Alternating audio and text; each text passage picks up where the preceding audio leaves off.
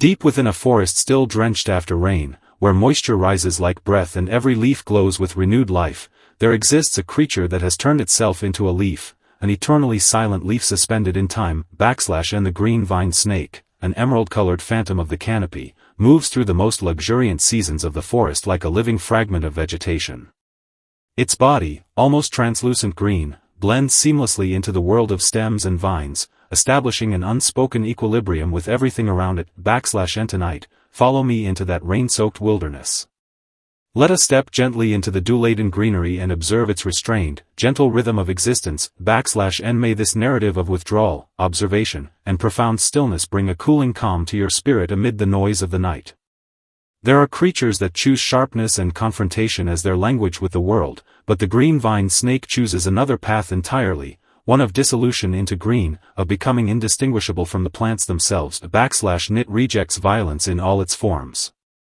Instead, it carries a pair of clear, almost glass-like eyes that seem to understand the forest not as a battlefield, but as a quiet, ancient system of balance. In an age defined by competition and acceleration, its almost weightless composure and retreating wisdom feel like a forgotten sanctuary buried deep within our collective longing. And let this restrained narration, accompanied by the fragrance of rain-washed leaves, gently cleanse the dust of your day and guide you toward an inner green refuge. If life is an unavoidable journey, then the green vine snake is perhaps the most graceful traveler within this vast forest. Its emerald body is not merely camouflage, it is an expression of its deepest desire for stillness and harmony with the living world. And tonight, we will not speak of predation or violence. Instead, we will linger in the quiet drama unfolding among vines and branches, and explore its intimate bond with the damp earth after rainfall. And let this soft narration, flowing like nighttime mist, carry away your anxieties and guide you toward a tranquil and restorative sleep. Script_sections. Section_title, Prologue. Content: When the first mist rises after rain and the forest begins to shimmer with suspended droplets, light itself seems to tremble upon every leaf. In such a world, there exists a being that erases itself with perfect subtlety. And the green vine snake, known as Fae in this narrative, is a creature whose entire existence resembles an ongoing experiment in disappearance.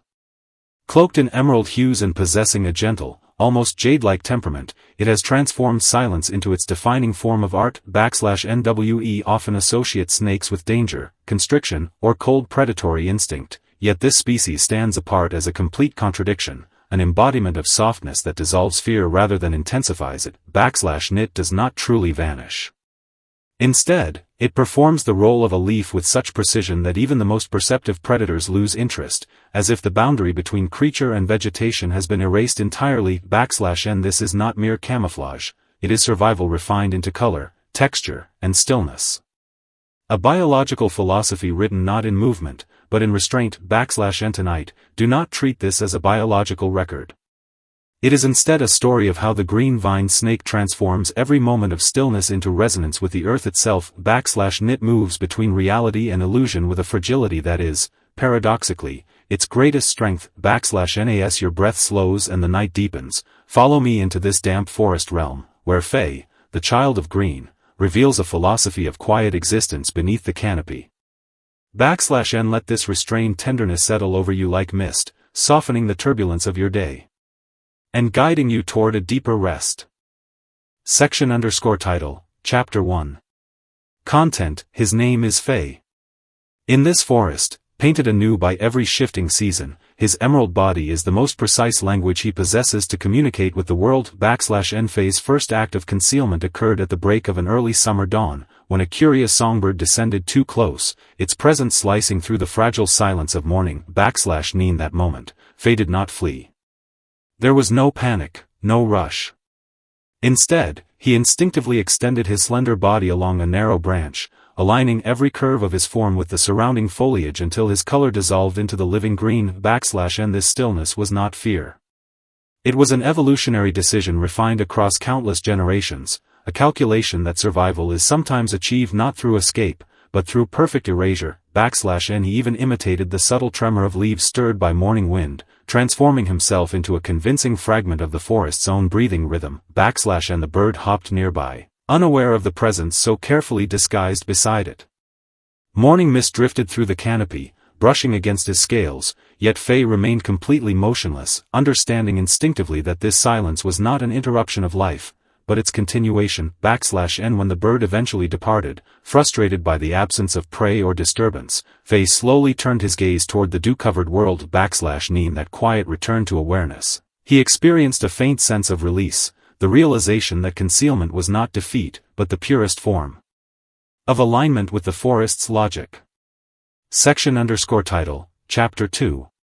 Content. If Faye's first concealment was instinctive, then over time it matured into something closer to an art form, an adaptive choreography performed across changing light, humidity, and shadow. N He learned to read the forest's palette, adjusting his stillness to match the surrounding greens, browns, and shifting tones of decay and renewal. Sometimes he coiled tightly into the shadows, at other times, he stretched himself delicately along vines, becoming indistinguishable from the forest's own structure. N There was a moment when he encountered a wildfire creeping through the forest edges. Heat surged through the air like an invisible blade, consuming everything in its path. In that confrontation, even silence felt fragile. N Faye did not attempt to fight. Instead, he sought refuge in the dampest reaches of the canopy, pressing himself against moisture-laden branches, using every trace of humidity as a shield against destruction. In that experience, he realized that every act of concealment was also a negotiation with the boundaries of existence itself. He was not merely surviving, he was testing how far life could retreat before it ceased to be visible yet remained intact. Over time, he became less of a participant in the forest's struggles and more of an observer of its unfolding logic. He no longer needed recognition from others of his kind, for the forest itself had become his only audience. And he moved through this living world like a quiet director of a vast, ongoing performance, one in which stillness was not absence, but the deepest form of presence. Title, Chapter 3. Content. Time, inevitably, left its subtle marks upon Faye. His once bright emerald tones softened with age, carrying a deeper, more muted resonance, while his eyes, once sharp with youthful curiosity, became layered with calm reflection. And he no longer adjusted his position frequently. Instead, he chose a stable resting place within the oldest branches, where light arrived only in fragments and wind barely disturbed the silence. In this reduced rhythm of existence, he discovered a profound liberation. He was no longer bound by the urgency of concealment or the tension of survival. He had become part of the forest structure itself, a quiet note within its endless composition. And he watched generations of life move rapidly beneath him, insects scattering, birds calling, storms passing.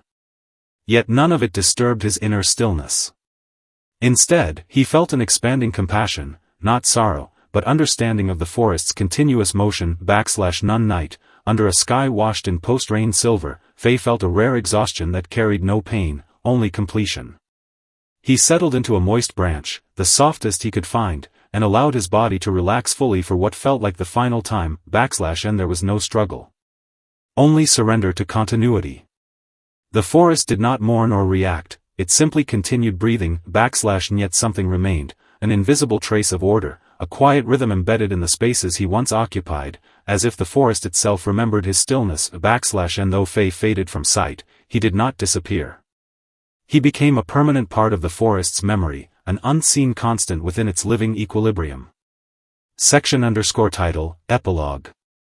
Content. When the final light of dusk dissolves into the horizon and the forest returns once again to its ancient silence, Faye's existence merges into the continuity of the land like a droplet absorbed into endless green. And to speak of the green vine snake is to speak of a philosophy that resists acceleration, fragmentation, and forceful definition. Moments when your world feels crowded, restless, or uncertain, remember Faye, the quiet figure who once became a leaf to remain whole within chaos. And he did not oppose the world, nor did he surrender to it. Instead, he moved through cycles of concealment and emergence until he became something unnameable yet enduring. And this form of strength is subtle, but it persists longer than resistance and cuts deeper than force.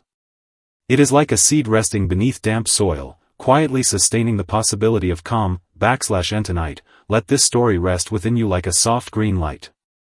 Let the imagery of concealment, rain, and renewal guide you toward a more peaceful inner landscape. And may you, in your dreams, move with the same quiet assurance through unknown paths, holding within yourself a space that remains untouched by turmoil. /N Sleep now.